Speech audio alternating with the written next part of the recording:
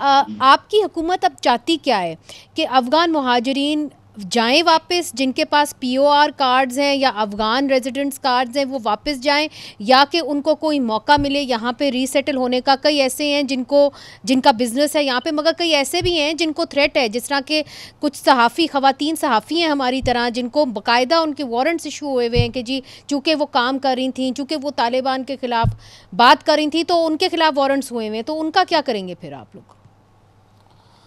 देखिए, हर हुकूमत की अपनी एक पॉलिसी होती है इमिग्रेंट्स के हवाले से, इलीगल इमिग्रेंट्स के हवाले से। तो वो पॉलिसी तो सामने आ जाए ना। ये तो हुकूमत का काम है कि वो पॉलिसी दे, एक सूबा तो वो पॉलिसी नहीं, मगर आपकी पार्टी की क्या पॉलिसी है सर? देखिए, आपकी पार्टी की थिंकिंग क्या है इस वक्त? हम तो ये कहते हैं, देखिए हम तो ये कहते हैं, हम तो यहाँ तक गए हैं कि अगर कोई ऐसी पॉलिसी बनाई जाए कि अगर आपने इनको रखना ही है तो फिर इनको शरीयत दे के रखें।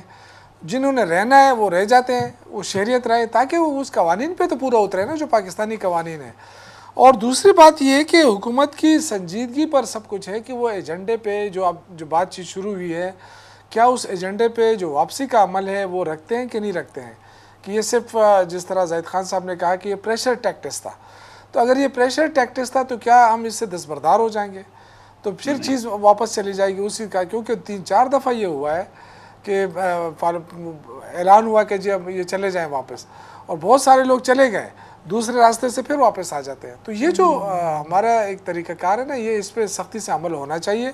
अगर वापसी का अमल है तो बिल्कुल जाना चाहिए, मैं तो कहता हूँ जाना चाहिए, लेकिन मगर अगर वहाँ पे हालात ऐसे रहे तो लोग फिर वहाँ से भागेंगे। तरीके से, बड़े बाइज्जत तरीके से। जी।